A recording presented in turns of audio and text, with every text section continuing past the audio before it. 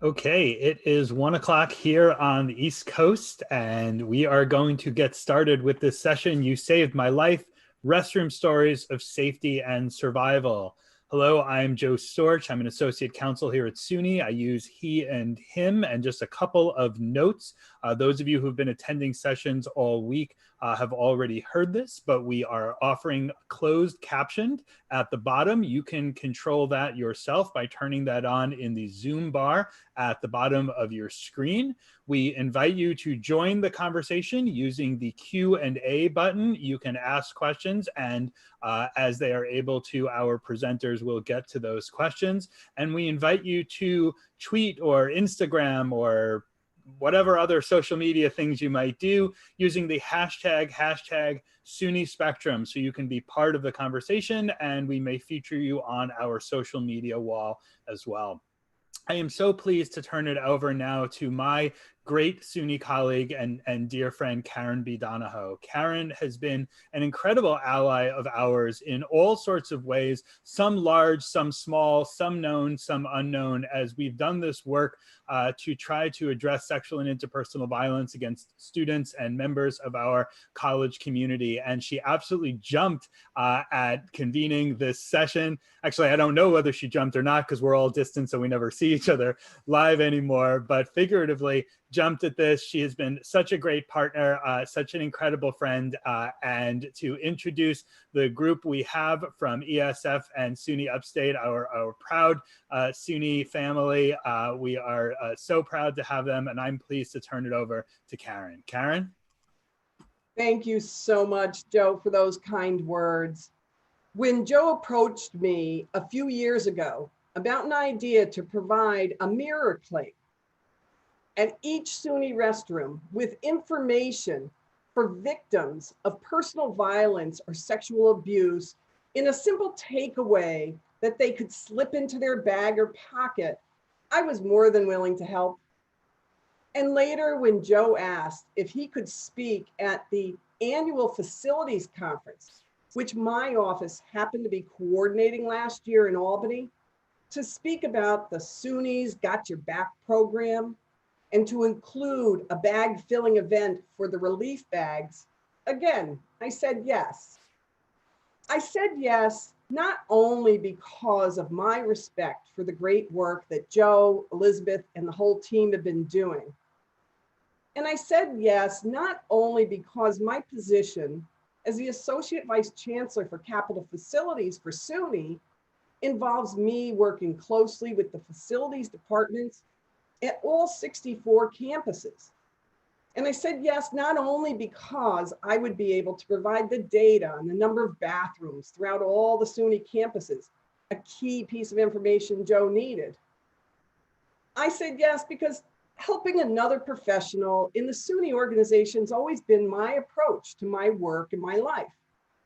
So with all of that as motivation to help, I didn't need any other reason. But there is one other thing that made me say yes. I was a victim while in college. I was in a relationship with an abusive man. It started simply with a cuff under the chin. It's something I said during a drive. It continued with berating me for why couldn't I be more graceful? The abuse was minor to start, but grew. And as many domestic violence victims can attest, after a while, the abuse feels like it is your fault. I should have been more graceful. I shouldn't have picked at that scab. But it was not my fault. And it is not the fault of the many others who have been abused by a partner or who have been attacked by others verbally or physically, whether by an acquaintance or a total stranger. It is not your fault. It was not my fault. So being here to convene this group who have made it their mission to help not only victims of domestic violence, but also to help assure all men and women have the tools they need to go beyond surviving and on to thriving. Something that takes not only inner courage, but also help from others. is very important to me and something I wanted to do. Having a long career in facilities also means potty humor has long been a part of my life. But while there are many bathroom jokes, and while restrooms serve a basic function for all of us, restrooms are also often a place of sanctuary, a place to hide from others, a place to cry behind the door of a restroom stall when things are going badly. Whether physically ill or emotionally drained, the bathroom often provides a place of solace. And yet, those same restrooms can also be a place of anxiety for LGBTQ persons, worrying about the reactions of others when selecting which restroom to use. So today you'll learn there is much, much more to a bathroom than you ever would have guessed. The programs described today, the programs listed on the mirror clings are truly a lifeline. The humble potty, a most critical facility which is often taken for granted, can be a lifesaver. So it is my pleasure to turn it over to Dr. Malika Carter to start the discussion and to introduce the other presenters. Dr. Carter? Hello and welcome. Serving at both Upstate Medical University as Chief Diversity Officer at the time of this presentation being put together, and then now leader of a newly formed department called the Office of Institutional Equity, while also serving at ESF, I find that I have a unique perspective of the topic we're discussing today. So I'm going to allow the individuals to introduce themselves along the way, but I just wanted to say how proud I am to be working with these folks. We have dedicated professionals that will be speaking to you momentarily. And so some of those folks have been involved in this work because of historical things, and some have newly begun to see the potential of what we are able to do together. Maddie Serio, Heather Engelman, Susan Fassler, Carrie Finlay, Christina Pope, in no particular order. And these are individuals that work both at ESF and Upstate. You'll be hearing more from them as we move along here. Next slide, please. I wanted to make sure that you knew not only that what I look like post-COVID and pre-COVID. Okay, I tried. Well, with this, it has been a pleasure to try to pull this together. We thought we were going to be able to do this in an environment that was physical, but it came together pretty nicely between our two institutions, even post-COVID in a virtual environment. Next slide, please. Before we go on, I want to make sure that you're able to download a resource, and we call this the Reach Out app. We use this both at ESF. We also have a version of it at Upstate Medical University as well. So what you're going to do is you're going to go to Reach Out app or Reach Out Editions. I hope that you have your phone with you. It's in the App Store. And under U.S. colleges and universities, you can either do either or. We're going to ask you to type in, just so you can see what this looks like, either College of Environmental and Science and Forestry or Upstate Medical University. We utilize this free service, next slide please, to make sure that we communicate with individuals about what it is that their options are. This is totally customizable. As an individual on the back end, is a login, a very simple login and password. And it's something that you can use for your own campus or for your agency if you like to. They can even custom outside of higher education. So I would highly encourage you to look into it. Next slide, please. We have some learning objectives for us today, and these are to gain practical knowledge and project planning steps in creating all gender restrooms. We also have the learning objective to learn how to implement a complementary menstrual and hygiene product service, learn how to implement a complementary prophylactic service, and then understand the collaborative potential between diversity, equity, and inclusion and sustainability initiatives. Many don't do that very well, so we're hoping that we will be able to show you how to do that and how we've been able to do it successfully at two different institutions. Next slide. I'm going to pass it on to my colleague, Maddie. Thank you, Dr. Carter. Good afternoon, everyone. I'm Maddie Serio. I'm a social worker with SUNY Upstate's Inclusive Health Services, and I oversee our LGBT primary care grant. And I'm going to talk about one of our broader initiatives, and then I will pass it off to my colleagues to kind of talk about the nuances between them. But our SUNY Upstate campus participated for the first time ever this year in the Healthcare Quality Index, which is a tool used to measure inclusive policies and practices within medical or medical institution settings. It was our first time participating, and it was definitely a big challenge and something that we weren't sure how it was going to turn out. But as we worked through it, we learned that at Upstate, we actually have more inclusive policies and practices than we ever expected. And I think one of the reasons that this felt like such a large undertaking was because of the lack of messaging, communication, and collaboration that was happening, that this was able to bring together and form this panel today. Next slide, please. So the Healthcare Quality Index is measured in 5 different components, I'm sorry. The first component is our non-discrimination in staff training. So we look at our patient and employee visitation policies, our hiring policies, and how those are communicated. We also look at patient support and services, so how well we support LGBTQ folks accessing care and services here at SUNY Upstate. So this is looking at things like, are there existing LGBTQ services on campus, student support groups, employee support groups? Do we have inclusive restrooms, and what does our medical records look like? Number 3 is employee benefits and policies. So we looked at health insurance packages that we offered staff and faculty. Do we have a gender transition policy for those that come out while in the workplace? And do we have openly LGBTQ folks serving in leadership positions? Number 4 is our patient and community engagement. So how well do we communicate our commitment to LGBT health, wellness, and education beyond Upstate's walls? So what does our marketing look like? Have we made stances on LGBTQ equality under the law? And how well are we supporting our LGBTQ community partners? And finally, responsible leadership is the 5th element of this. And so that's where we assess the known activity that would undermine LGBTQ equality or patient care. So looking to make sure that no inclusive policies were revoked, or accepting donations from large organizations that advocate against LGBT inclusion. So as you can see, there's a lot of moving parts with this that I did not have access to when we started this project. And so in order to make it happen, especially because I thought I was starting from scratch, I knew we had to find others who would be invested. Next slide, please.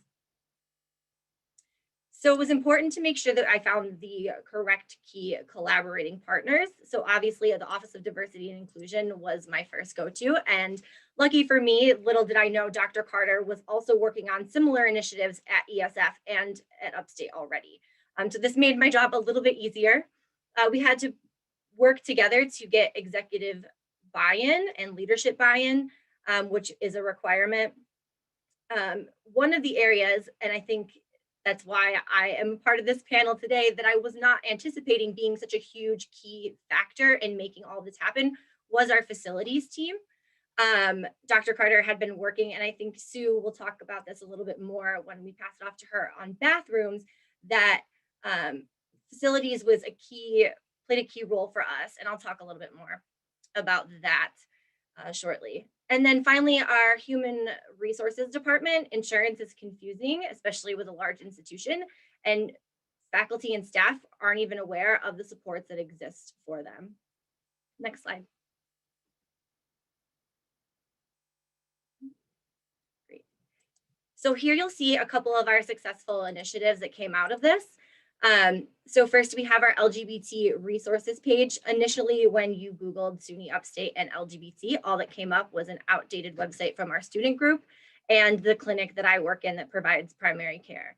But we worked to add in all of the initiatives across campus as we learned that a lot of our services were being siloed. One of the best parts that we have on this website now is the interactive bathroom map that you'll see on this slide as well. Our facilities department went through and noted every bathroom across campus, including if they were multi-stall or single stall, and the signage associated with each and every bathroom. And from there, we were not only able to change signage and have now 11 all gender restrooms, we were able to add all the restrooms across campus. And I think that we forget that it's not only queer folks that are looking for privacy when using a restroom. And I think Karren did a really great job of highlighting that and what it can mean to people to have that space. And along with that initiative, we were able to put our mirror clings up, our SUNY savers, to make sure that people have access to whatever resources they may need. And finally, you'll see the inclusive, the message that went out, the bulletin that went out about our gender dysphoria coverage for faculty and staff, which people were not aware of, that our insurance actually did cover this, but there was not the proper messaging to make sure that people had access to that. Next slide, please. And I'd be remiss if I didn't talk about some of the challenges that we faced going about this. We had trouble locating the right people to get the information that we needed in order to change signage and to have information pushed out to the campus. We have no transition related guidelines currently for our faculty, staff, employees, students, as far as anyone who would be looking to transition, whether a student or staff, which is something that we are now looking at and working on, especially with agenda in place in New York State. We still have a bit of a way to go with our policies being there and the translation to patient and employee experience, as well as our messaging. And with the HEI, because it is a medical focused assessment, there was a lack of focus on students, and I think we've acknowledged that as well. So looking at something like the Campus Pride Assessment, which would be the collegiate equivalent to the HEI, but you can search Upstate now on the Human Rights Campaign website if you're looking for inclusive healthcare, inclusive employment, and inclusive schooling. So that is the broader initiative, and I'm going to hand it off to Christina to talk about the Hygiene Product Initiative.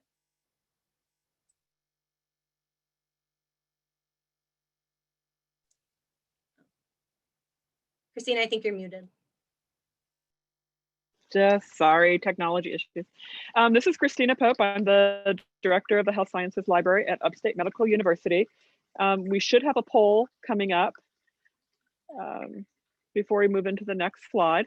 And so what we've been able to do at our library is to implement a complementary hygiene product program.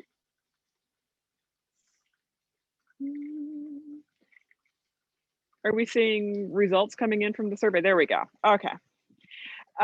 So I'm going to start this off. ESF is going to come in and share some of their experiences with their hygiene products, and then I'll pop in after and do the same.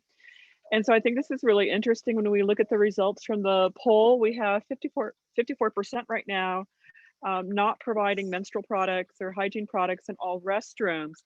And next slide, please. When in fact, a couple of years ago, the SUNY Faculty Senate actually put forth a resolution that all campuses, all buildings should be offering a complementary hygiene product program. Yet almost 3 years later, this is certainly not the case within SUNY. We'll just go to the next slide. You can read a little bit more. And then we'll just go into ESF. Thanks, Christina. I'm Carrie Finlay. I am with ESF.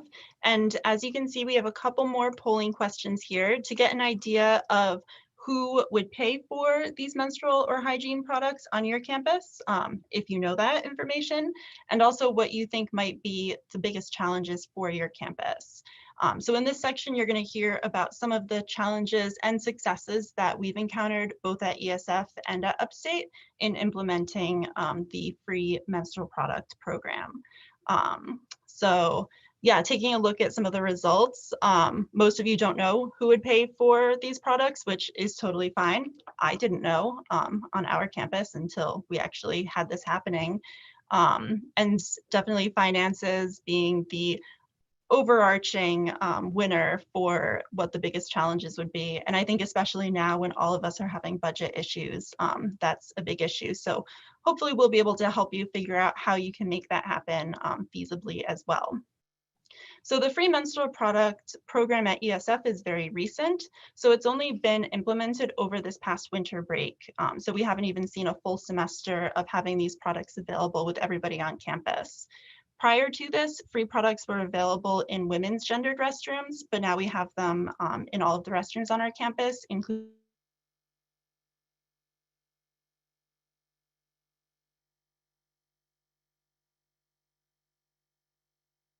the Office of Inclusion, Diversity, and Equity, and the Inclusion, Diversity, and Equity Committee, which provided the signage and campus communication. And that's where my role comes in as part of that committee.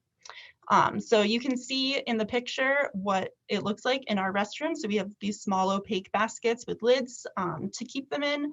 And then we created labels to attach to the baskets so that people would know what was inside.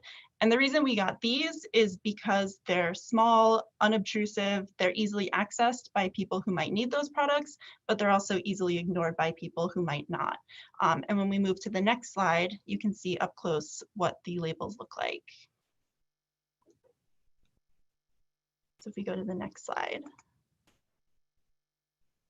So there's two versions of the basket label that were created. This is the first version, which was for the ones in women's gendered and all gender restrooms on our campus. And an important note I want to make there is that ESF does have very few all gender restrooms on our campus, and only one of them is actually both ADA accessible and available to the entire campus. So others might be in a building that are upstairs or have too narrow doorways, as well as in our residence hall. So those are only accessible to the people who live there. So that's definitely an area of growth on our campus, which I am excited to see us moving forward on as well. So you can see the language on this label is pretty basic, just to let people know what is in the basket. And we also ask that they only take what they need and to provide contact information in case they notice any products needing to be replenished. And when we go to the next slide, you'll see the version created for the men's restrooms. So this one has the same information as was included in the version for the women's and all gender restrooms. However, we did put some additional information answering the question that we thought we would most likely get, which is, why are there menstrual products in the men's room? So we gave just a very short answer indicating that people of all genders might menstruate. And so in order to be inclusive of the needs of our entire campus community, we've put those products in every restroom. And we did that hoping to forestall any complaints or dissatisfaction that people might have. So I'm going to turn things over to my colleague, Sue Fassler, who's going to share a little bit about the facilities aspects of the program. And then I'm going to come back to talk to you more all about our campus reaction to this program. Thank you, Carrie. Hi, I'm Sue Fassler. I'm the Sustainable Facilities Manager here at ESF. And as part of this role, the custodial division reports to me. And so our custodial staff are the ones that keep our restrooms stocked with menstrual products all throughout campus, as Carrie just detailed. So the custodial staff is a microcosm of campus on a larger level. So there were varying levels of acceptance and understanding for this program within our custodial staff. We had people who are very fluent and understand the need for this program, but we've also had staff that have never had or even heard discussions like this before and were very uncomfortable even kind of hearing the word menstruate or menstrual product. And that is something that we've heard throughout campus beyond just the operations staff. So something that I think a lot of us on the ESF campus and throughout the entire country are trying to do is not just gloss over some of the more difficult and uncomfortable conversations. So I myself haven't had a lot of experience talking about these issues, let alone standing at the front of a room during a training with custodial staff.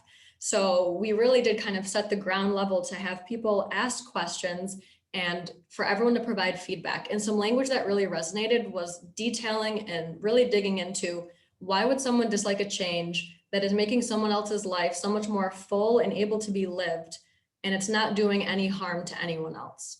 So through the discussion, that seemed to be something that really resonated. So that's something that we've kind of taken on and asked people, if you're comfortable, please try to share that throughout campus. So as in with many of our conversations and programs throughout campus, we really do make it a goal to include our operational staff from the beginning.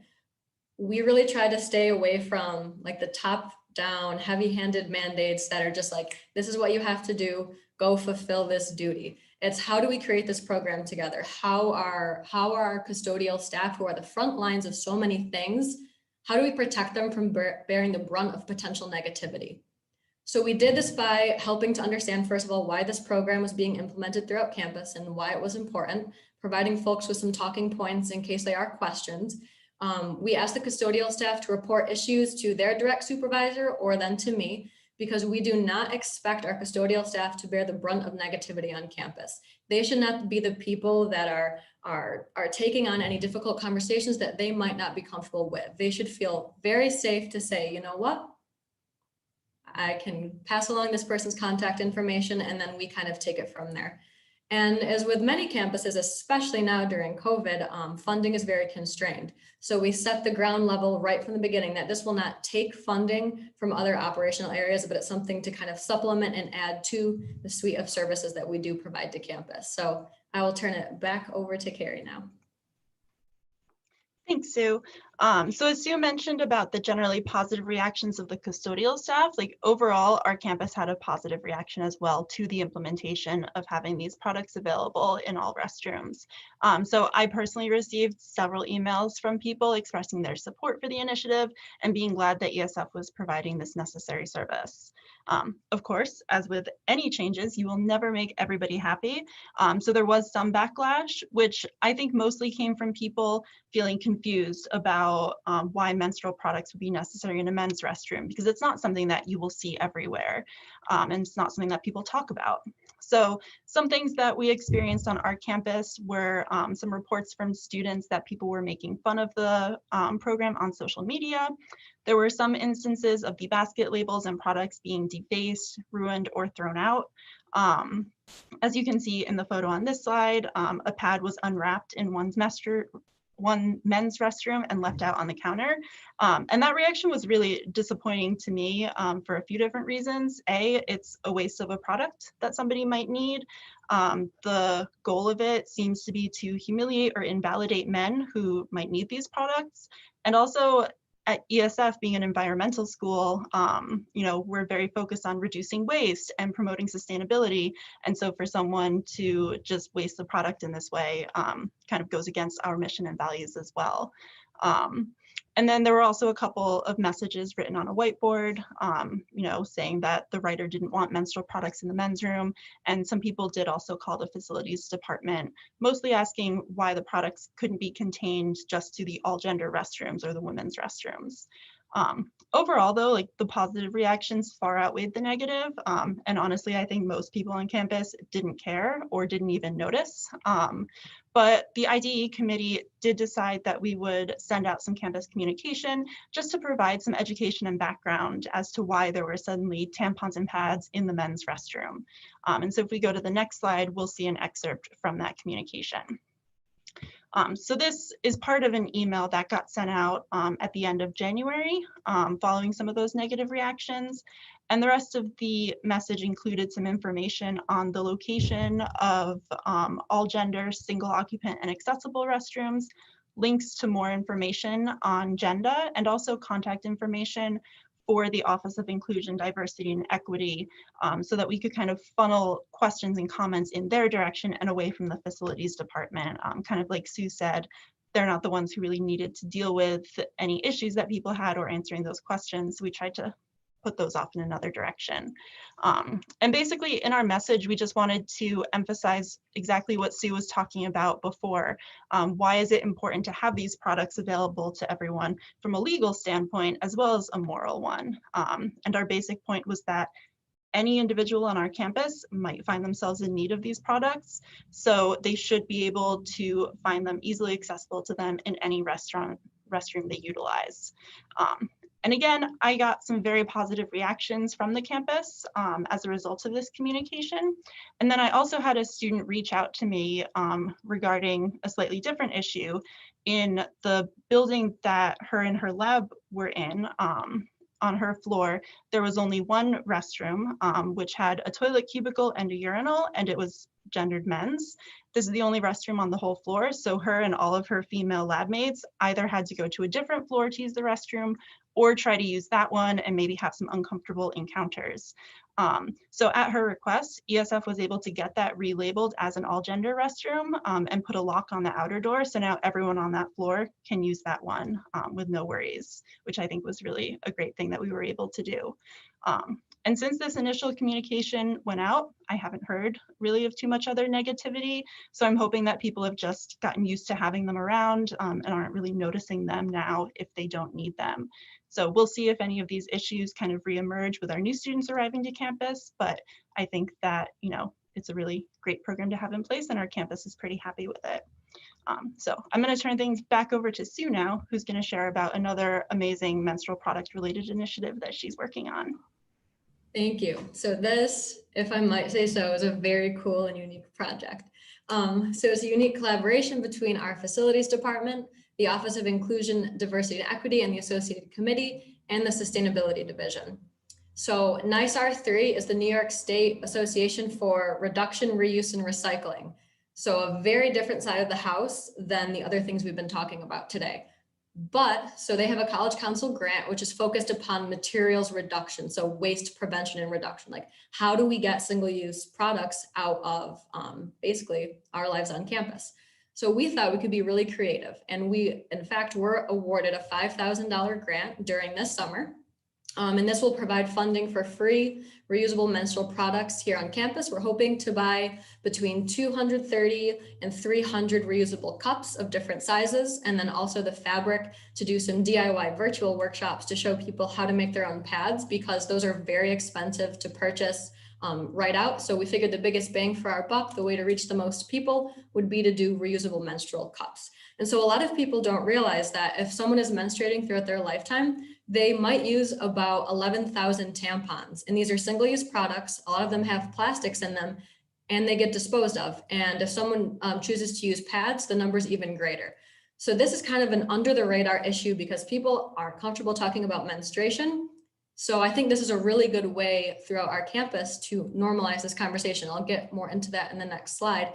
But before I do, this larger initiative is part of our Path to Zero Waste. So we have a goal of being zero waste at ESF by 2025, and that is achieving 90% diversion. And I could talk so much about that, but I won't. So we'll go to the next slide.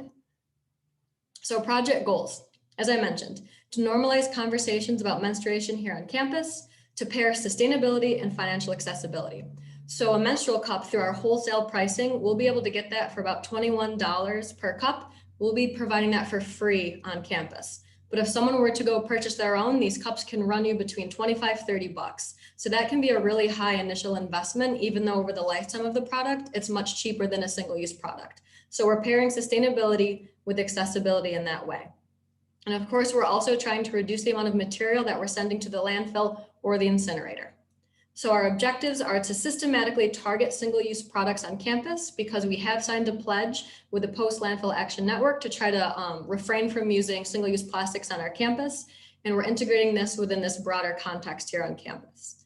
We're trying to increase product accessibility. And also because we're such a science and field-based institution, this will enable our field work and research. A professor on the diversity committee actually was the one that first brought this up, saying sometimes I get concerned about the lack of restroom accessibility or even lack of a restroom completely when people are out in the field. So menstrual cups that are reusable can be left in place much longer than a single-use product. So this will help our science-based institution as well.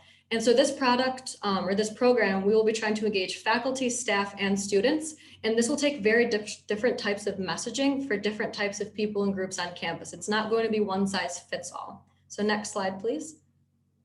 And to kind of kick this off in a way that we didn't really anticipate. So at ESF, we were lucky enough to host the Northeast Region Beyond Waste Student Summit in February, right before the pandemic hit.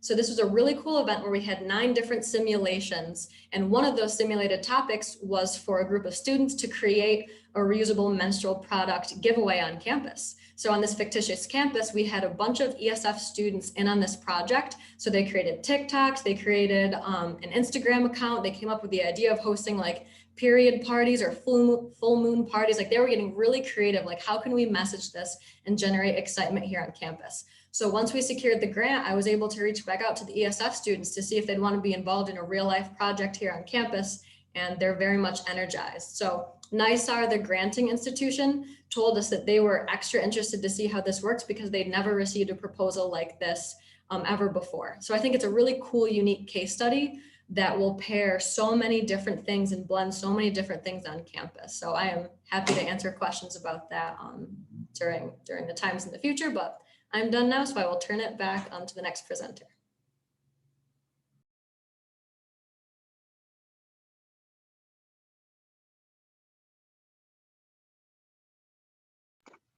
Christina, I think you're muted. Yep, I'm bad at this. Okay, this is Christina again at Upstate.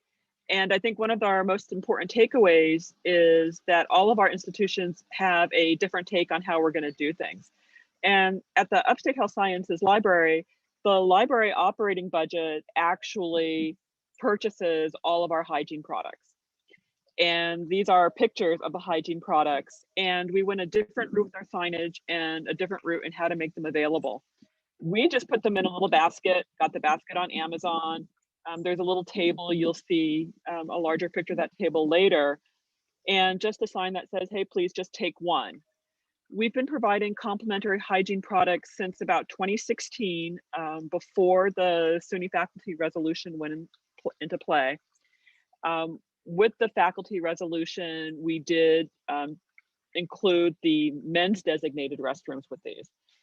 We had similar experiences with our facilities department. They were uncertain and thought that having these hygiene products be complementary would result in additional cloggage issues. None of that has ever happened. And so they have, not come back to us at all. We have not had any defacing of the products. We did get a couple of questions from men asking why these were in the men's room. We explained why, and that was it. It's been really very low key, and at least once a year, more like twice a year, we get these comments that, oh my gosh, you saved my life, because these products are available. It's interesting to note, though, that these products have always been available in the library. We always kept them at our circulation desk, but we had to ask for them. And asking for something was just a tremendous barrier. And with these just being offered now in the restrooms, that barrier has now gone away. Next slide. Next slide. There we go. Heather Engelman. I'm an instructional support technician at ESF's Sustainable Resources Management Department, and also the program coordinator for the ESF Women's Caucus. So ESF has had a predominantly male faculty and student body for a really long time. The unusual dearth of women faculty was even noted by the UUP into the 90s. Internal reports from about that time revealed the climate discouraged many women through harassment, discrimination, and a climate of disregard. Some of those women found talking with one another very helpful and wanted to invite others to join them. But rather than postering every bulleted board on campus, remember ESF, that's pretty wasteful. They limited to the few spaces in each building used only by women, bathroom stalls. We eventually brokered an agreement with the administration for a single durable acrylic holder within each women's restroom, either by the sink or the door, depending on the room configuration. We have come to include critical campus resources and recurring peer mentoring programs in a fresh graphic each time. We generally provide the one URL at which visitors can find a calendar with more information and links to the specific websites for all of the things that are listed therein. As additional women's and all gender restrooms came online with renovations or new construction, they were added to our distribution list. We used to hear that it's unprofessional to advertise this way, but with push notifications about so much and overfilled bulletin boards everywhere, simple signs and designated locations really stand out. Now we hear, I sent a picture of that cartoon to my mom, and why aren't they in all the restrooms? Budget. And a lot of users in the men's rooms would be uncomfortable with me being the one swapping out the signs. A few folks that do use those spaces on a regular basis have offered to help out with that aspect, but without the funding to put them there, we've had to put them off, their offer off. There does remain one single stall one single spot where the sign is regularly removed or defaced. It's remarkably near that same spot where we had the menstrual product issue. And there was only been one other issue in any other space on campus with this particular graphic. When I had chosen it, I thought it was a clever play on the feminist agenda that some people wouldn't even show respect if it was scheduled into their daily agenda. But now it's pretty reminiscent of the Black Lives Matter, All Lives Matter debate. Next slide, please. So there were very few women in any capacity during the construction of most ESF buildings. And per the building codes of the times, there were very few toilet rooms designated for them, and maybe one or two all-gender restrooms any place on our main campus. We had to rely on substantive renovations to improve the balance in some buildings, but additional single-stall restrooms didn't come online until the construction of Gateway Center in 2013. But out of the 5 single-stall restrooms, only 1 was designated all-gender. Marshall and Illick Halls opened in 1933 and 1968, respectively. They had not only far more designated men's rooms, but they were much larger. They could accommodate 3 times as many men as simultaneous users in men's rooms as they could in the women's rooms. And neither building had an all-gender restroom. But the student body within the departments in those buildings had become majority women. As a result, in 2017, women routinely lost 40 minutes a month waiting for a stall or walking between floors, or they just held it until after class. A resolution to request a full audit of restrooms for gender and ADA accessibility also called for redesignating Gateway's gendered single-stall restrooms to all gender spaces. And there's a lot of benefit to that, but because of the shortage of women's rooms across campus would have meant a net loss for gendered women's spaces. About that time, there was also a petition to convert some of the multi-stall restrooms in close proximity to one another to all gender multi-stall spaces. That did not happen. It still comes up every once in a while. Temporary signs went up to redesignate some of the single stall spaces, and by the beginning of the next semester, permanent signs were fixed, and 2 of Illick's men's restrooms had been redesignated women's. And they called themselves the bathroom fairies, adopted each of the spaces so that it was clear that these were not functional urinals any longer. In addition, the single stall women's room in Illick became the building's first all gender restroom, and plans were underway to create a single stall, lockable, all gender, wheelchair accessible toilet room in that building and one other. Unfortunately, both projects remain delayed. On a more positive note, one of the men's rooms in Marshall Hall was also redesignated as women's, and even better, the entire building is currently being emptied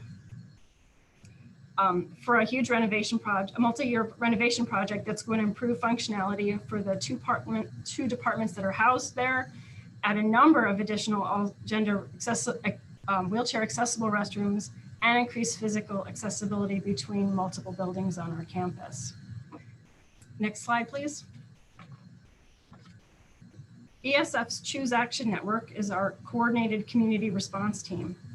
In its work toward eliminating gender and power-based violence, they post information about healthy relationships and sexuality across campus, within stalls and above urinals.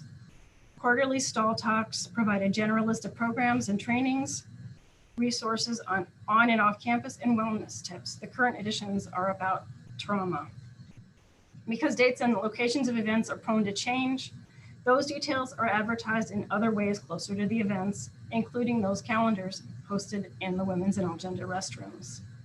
Ideally, the privacy of stalls and the eyes forward norm of urinals will give people time to digest this information and normalize conversations. A few spaces are deliberately omitted so that folks who might find content upsetting can opt for a different space. Next slide. Because women's restrooms were often added later in places where there was existing plumbing, some are hard to find.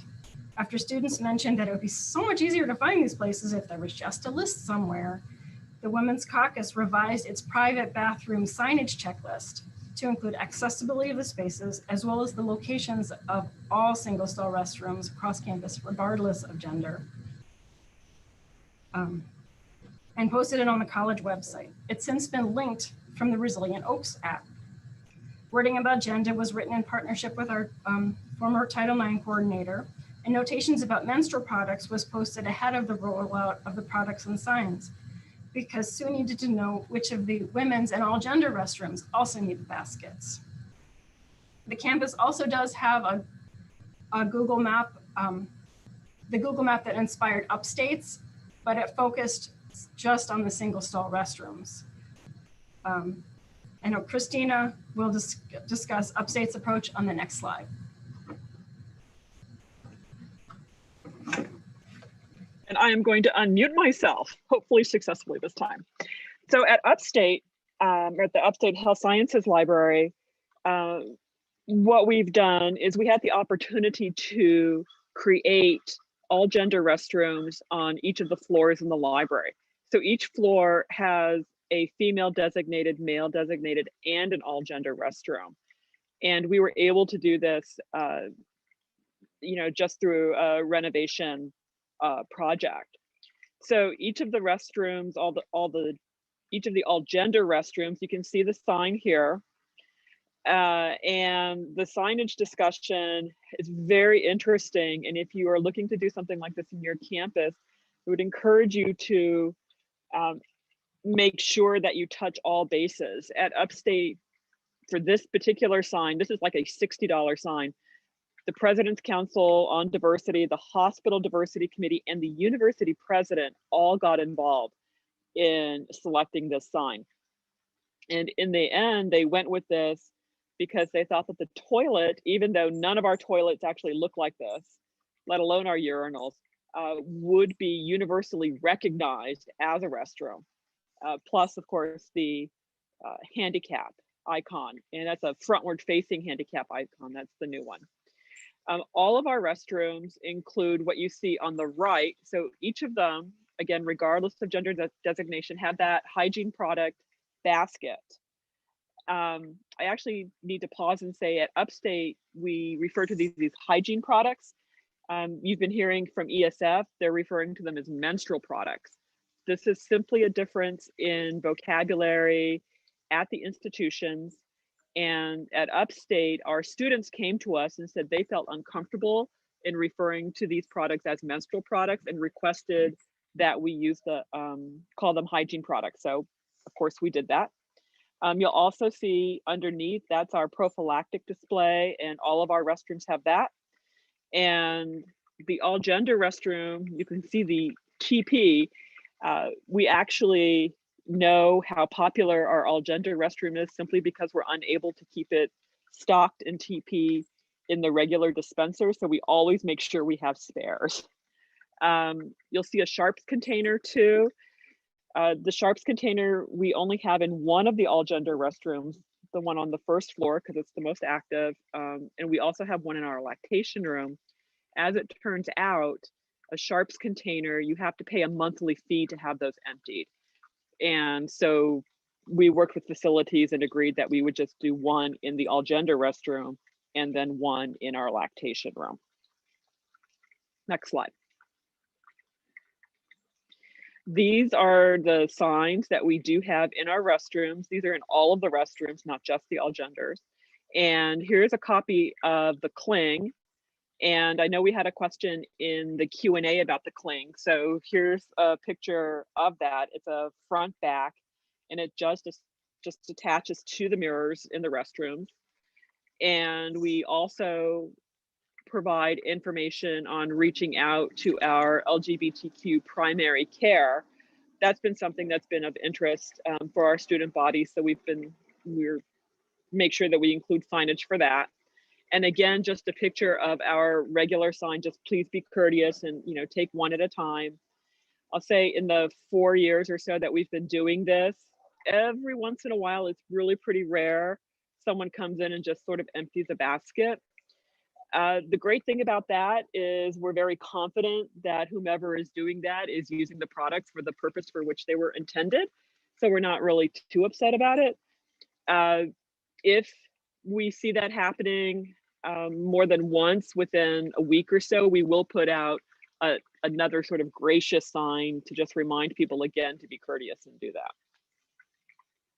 Next slide, please. ESF is also very big on experiential learning, and a field trip is more likely to be an actual field than to a brick and mortar site with plumbing. This has caused some students, cisgender women, as well as trans men and trans women, to forego hydration to avoid the inevitable pit stop. They would need to get far enough away from the group for adequate screening to disrobe enough to squat, but also enough time to avoid anything poisonous, thorny, or ticky. Some may also need extra time for menstrual care or to express breast milk. Pre-climate study, some faculty had been crystal clear that when they were ready to move, you'd better be with the group or you'd be left behind. Most were simply oblivious. And after they caught on, because this climate report slapped them in the face with it, they started to build in designated bathroom breaks. They reserved the better side of the road for those that needed that combination of clearing and cover, and they made sure not to move on until everyone was back. As it turned out, lots of the guys also preferred a little bit more cover than just turning around to pee. So these small, very reasonable accommodations were good for everyone. I'm now passing it back to Christina for the next section. And next slide.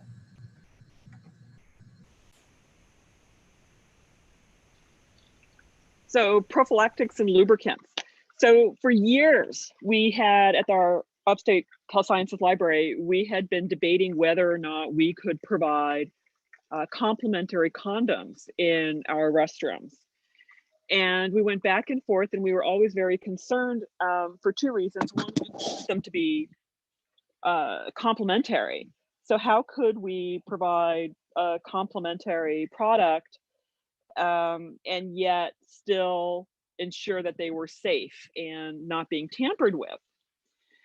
And we never really could decide on how to do that until one day, just happenstance, I was walking through the hospital and they just had condoms upon condoms upon condoms and dental dams and lube, just baskets all over the place. And I asked them and I said, aren't you concerned about tampering? And they said, absolutely not.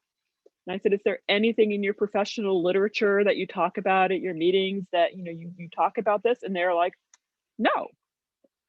And I was like, oh, okay. And she gave me a card and she pointed me to this website, and they're free. They're complimentary. And so what we did is we logged on to this site, and with your .edu email, you can just go ahead and register. You put your order in, and it does take a while for delivery. It can take up to 2 months before you get something, but all of these things are delivered.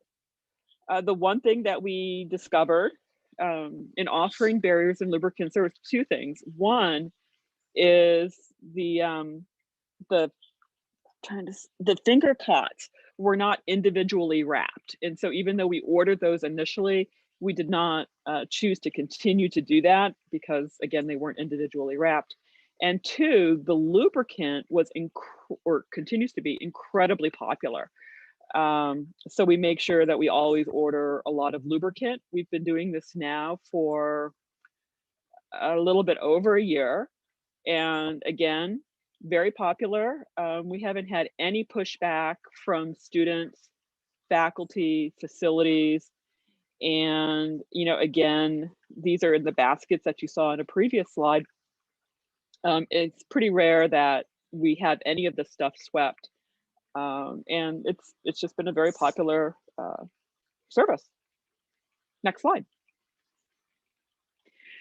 Just for those, these are pictures of all of the things that are offered. So you can see there's different types of lubricants, different types of condoms, different types of dams and things. Next slide. So at Upstate, we've had a meditation room for about a decade.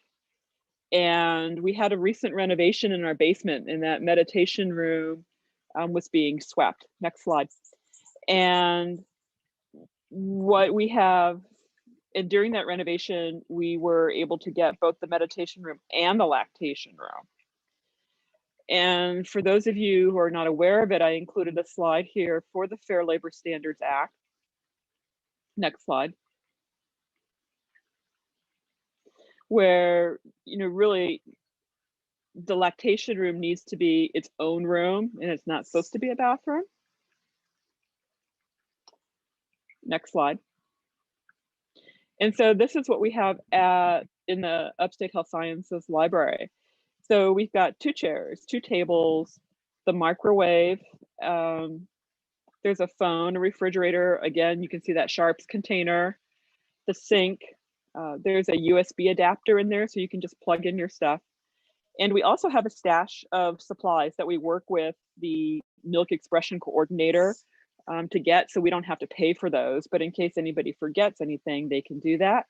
You can reserve the room in advance. It does accommodate 2 people, so if you want to do it with a friend, etc., you can do that. And this space is included in the Nursing Mothers in the Workplace pamphlet. Next slide, please. Back to ESF for their lactation room. The most common refrains regarding space for nursing parents anywhere probably is, as kind of hinted at by Christina, is please don't send them to restrooms to pump or to nurse. At ESF, the answers to the other common questions are 313 Baker. It's by the freight elevator. Nope, no reservation or key needed, just help yourself. No, parents don't have to limit those activities to the dedicated lactation space per state law. If they're allowed to be there, it's okay to pump or nurse. And while the law specifically addresses employees, yes, breastfeeding students and guests can also use the space. Recently, we've also been able to add that the Marshall renovation plans includes a second nursing room. Next slide. Unfortunately, it wasn't immediately accessible as was indicated in that initial email from HR. It took a few more days to change the hardware so the door could remain unlocked between uses as was intended.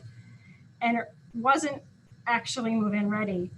Tim worked really hard to find a space more centrally located that could be renovated more rapidly. Our experienced pumpers all agreed that if they had to choose, a sink was far more important than a fridge. Hand washing has proved critical to keeping our babies safe, as well as everyone else.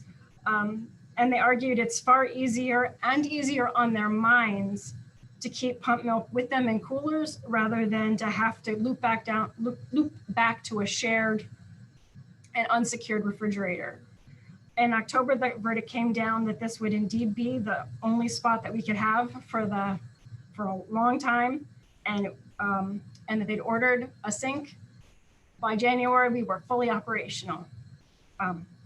Passing the baton back to Christine for the next slide. So the meditation room, I alluded to earlier that we'd had a meditation room for years, but we needed to relocate that. And what we learned in our first meditation room is the daily occurrence of wet footprints in the hallway outside of the meditation room. And even though we had worked with the spirituality committee in the creation of both of these meditation rooms, we missed it. We simply missed it. And what this is a result from is that in some faiths, when you pray or meditate, you do need to wash your feet and your hands.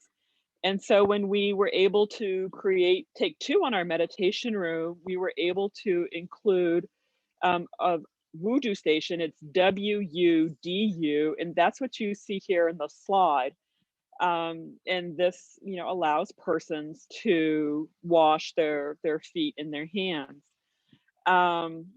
We do call it a meditation room, even though we recognize that individuals do use it for prayer, simply for a separation of church and state. And then my fun story about this is, in our first meditation room, we had a grand opening ceremony because we were so excited to get this meditation room, and it was a beautiful room, and we had so many people involved in creating it. And the spirituality committee contacted all of these people, and we had this big ribbon cutting ceremony. And during the ceremony, they asked for everybody to take off their shoes. And so everybody did. And unfortunately, I didn't know that everyone was going to have to take off their shoes, so I didn't give warning to the leadership who attended the ceremony, and there was the provost with holes in his socks. And you know what you do when you do that, you stick your foot under your foot. So just a heads up that when you do have these ceremonies, because these spaces are so popular when you can open them, is to really make sure and do a walkthrough prior to having the ceremony and give heads up if some of these things might happen. It's just fun. I always laugh with my story. Anyway, next slide. Questions? Whew.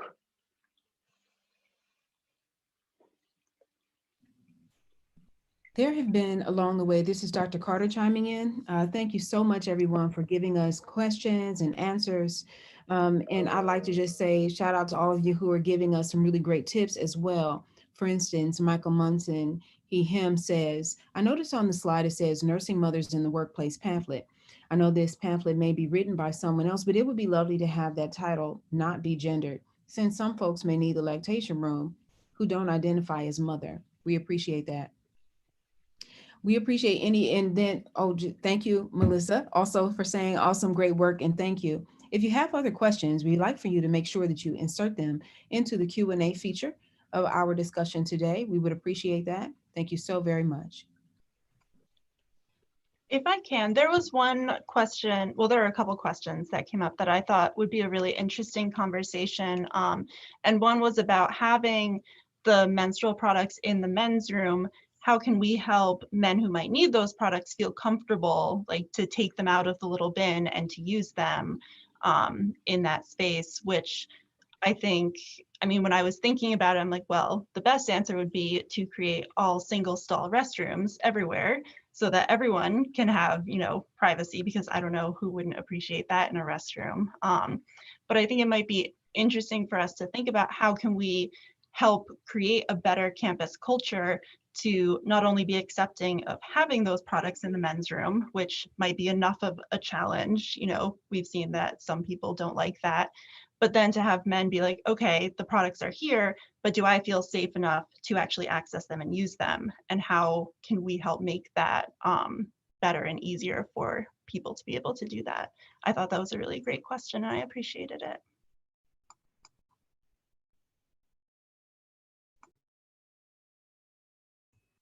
We do also have the opportunity for folks to join the conversation.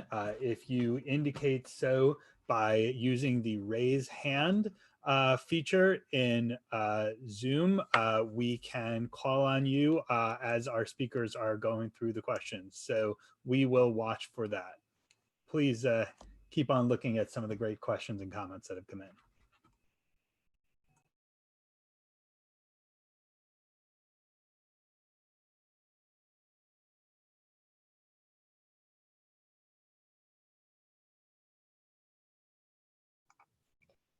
If I may, another one that I saw that I thought sparked like some interesting thought for me was someone whose campus doesn't currently offer menstrual products due to problems with vandalism and complaints.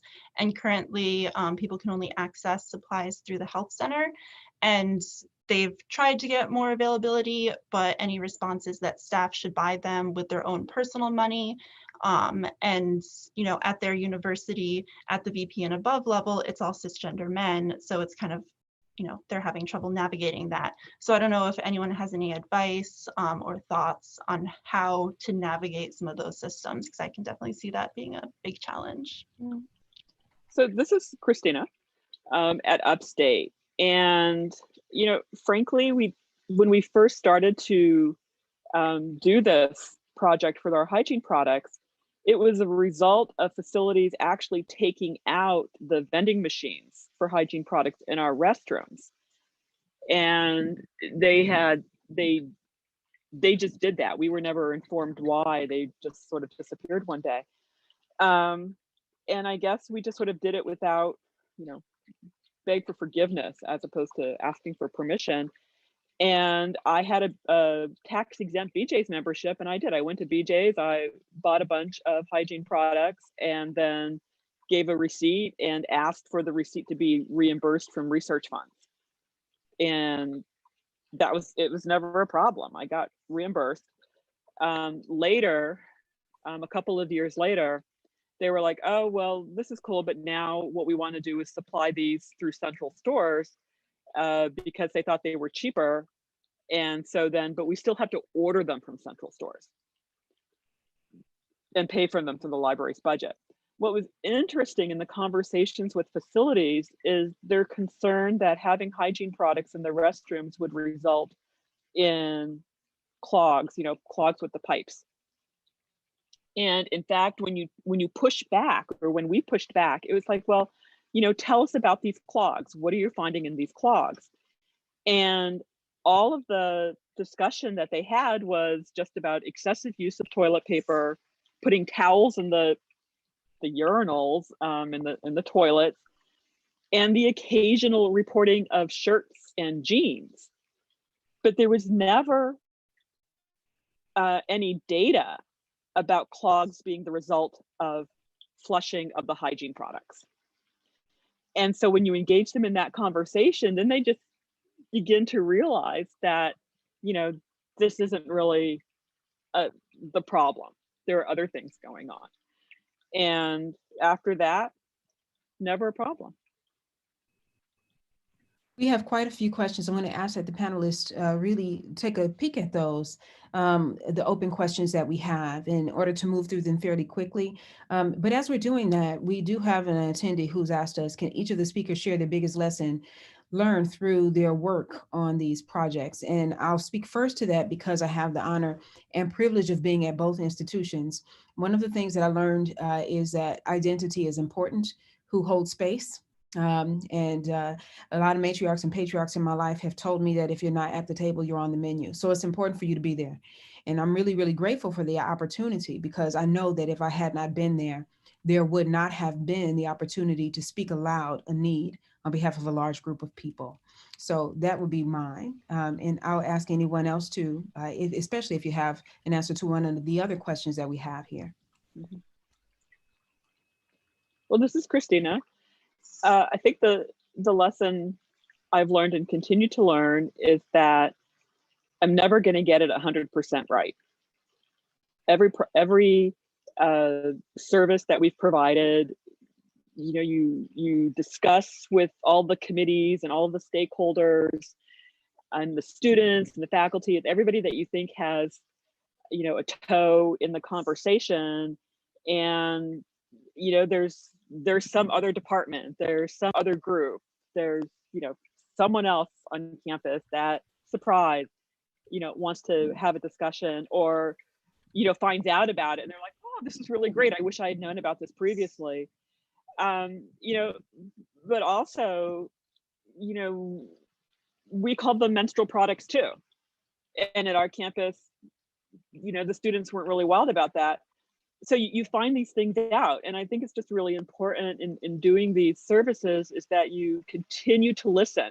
Just because you offer the service, just because you have that complimentary hygiene product or that complimentary prophylactic, just because you're doing that doesn't mean you're necessarily communicating it in a way that really resonates with your student body or your faculty. And that's going to be different at each campus. So you just really want to stay in tune. I can share a lesson learned quick as well too. So for me, as I mentioned in some of the slides, messaging is really about framing.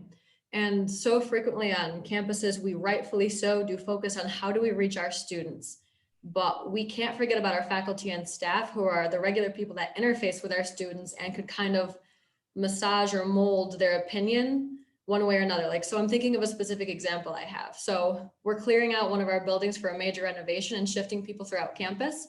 And one of those is an off-campus location. So that restroom doesn't have menstrual products in it right now. So when we were doing a walkthrough, I was like, oh, I could bring some of the products here. And in talking with some of the faculty and staff in that department, I saw some hesitancy.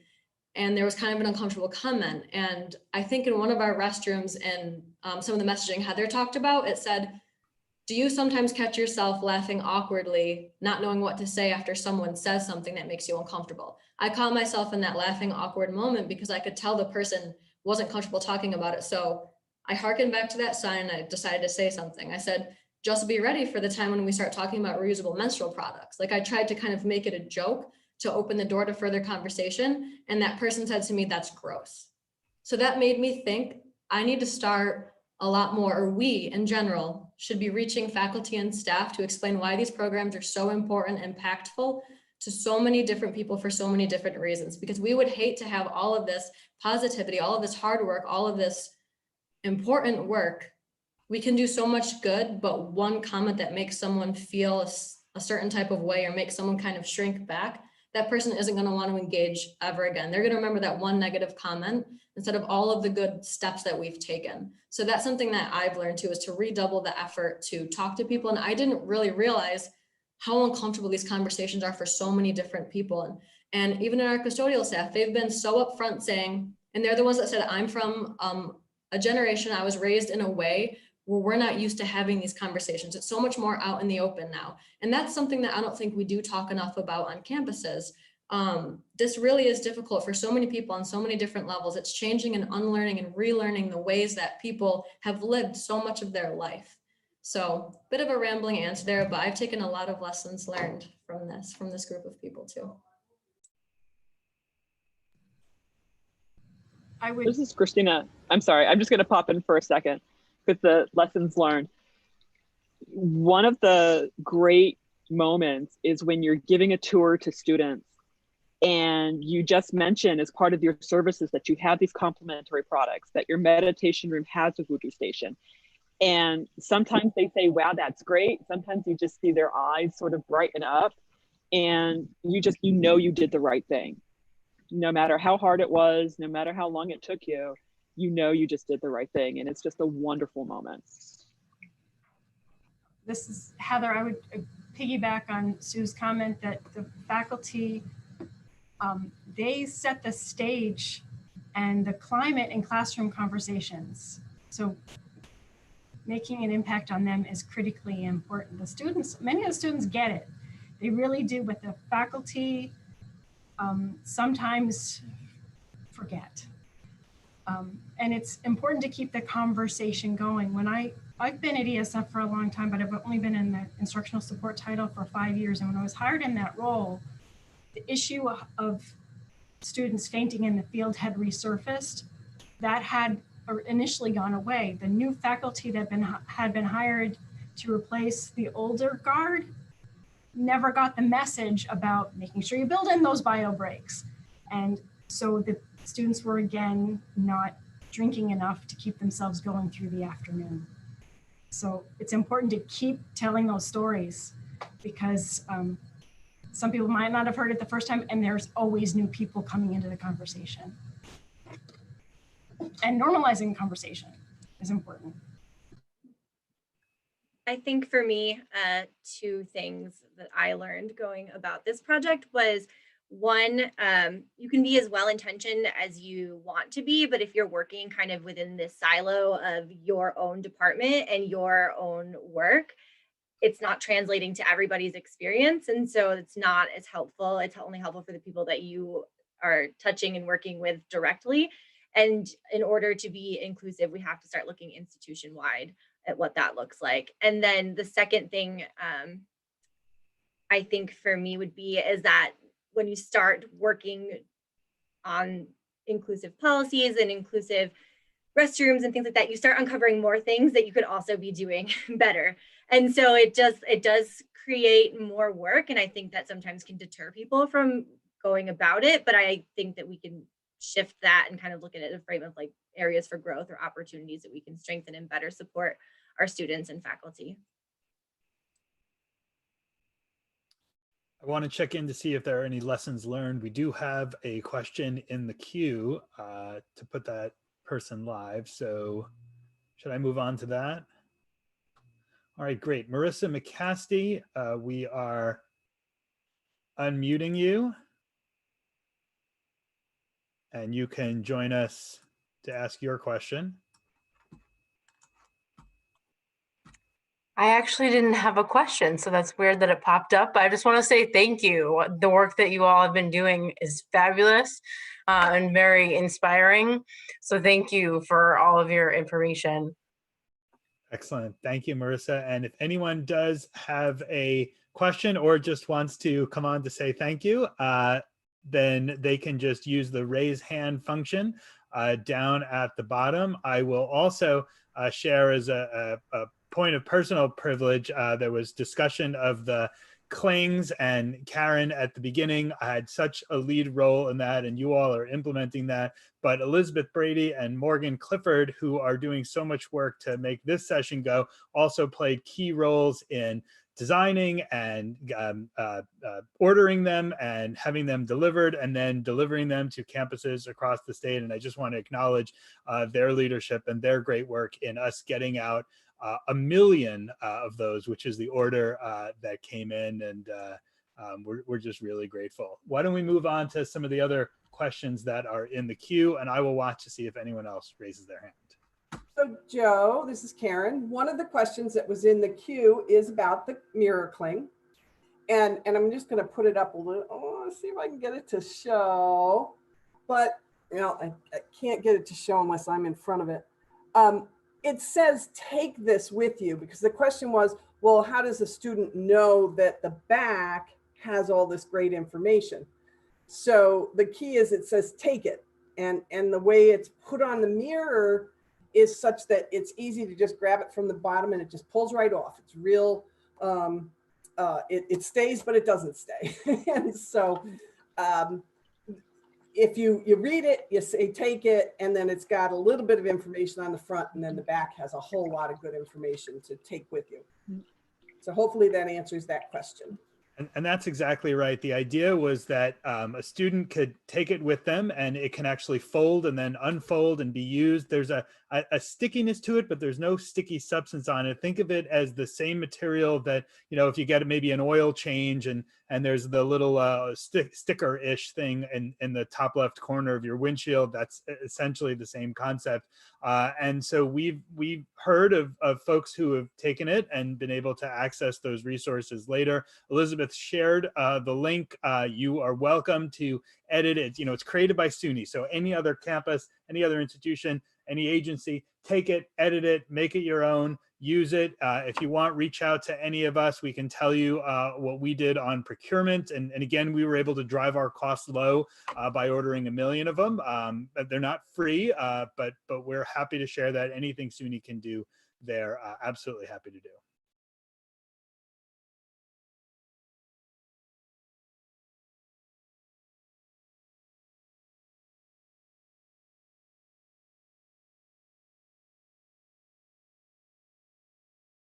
And if you all want to start, there are a number of additional questions that have come into the queue.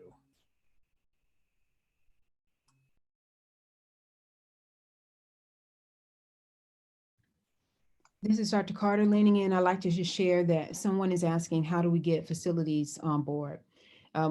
Really, I know that Maddie and I, when we sat at the table with the facilities, we said, hey, this is an opportunity for us to earn a designation and to possibly get grant money, wink, wink. So I hate to say it, but many times a lot of your initiatives are going to be tied to economics. And so we wanted the institution to be aware of how many people would be positively impacted by the fact that we were successful, not only by just the mirror clings, but also from this HEI designation that she spoke with you about.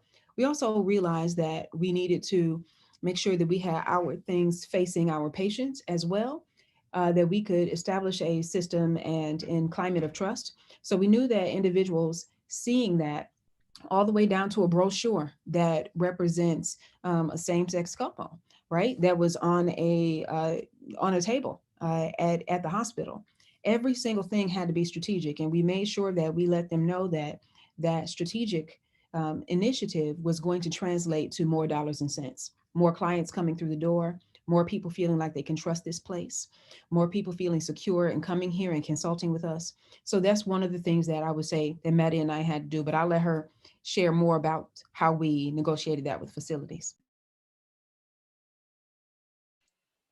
I think we were in a pretty unique position too, being that we were rolling out the Saver cards and mirror clings. And so this was already like figuring out the bathrooms and facilities that existed was already something that was being done. So it was kind of more of a conversation around, you know, this could just be a part of what the work that you're already doing. It wouldn't actually require any more effort because we were already trying to locate the restrooms that existed.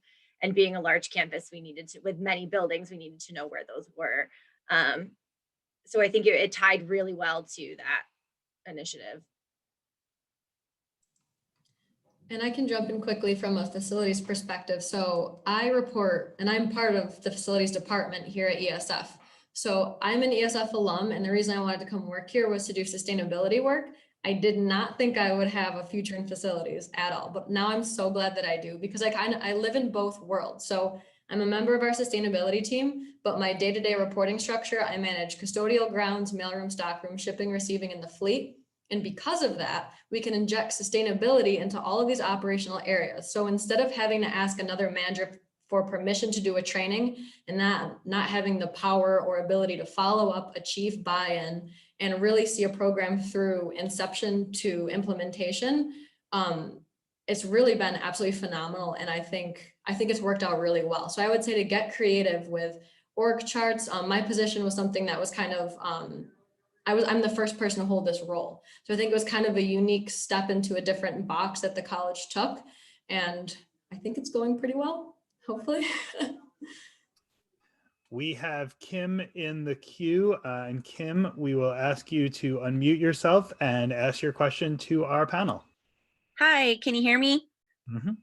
Okay, I'm in all the way in Hopi land and like Indian country, so I don't know if my signal's very good right now. But Sengiri Noat Tamo Navi Kimzani. I just wanted to say that this work is really, really amazing, and I appreciate all of you and your passion in this work. And yeah, so I just wanted to say Hikyangwagi Ovihuame Nahong Vita Totani. So be strong, move forward, and just be happy in all your efforts and all your hard work. So yep, Kunaa Eskwali, thank you. That's incredible. Thank you so much. Yeah, excellent. Thank you. And there are a few other questions and some very nice things folks have added as well in the chat. So Dr. Carter, colleagues. So I just can't thank everyone enough. I'm very, very grateful that we had an opportunity to gel. We're not really far apart from one another, but I would also like to say that I want to make sure that our attendees know that they are also not far from one another, especially in a virtual environment. So our reliance upon our virtual environment has made us stronger, and to be able to pull this particular presentation together, it was amazing that we were doing some of the same things. So I'd encourage you to reach out to your colleagues, whether they be in Hopi land, Asquali, or whether they be very, very close to you. So it's very important to make sure that you reach out.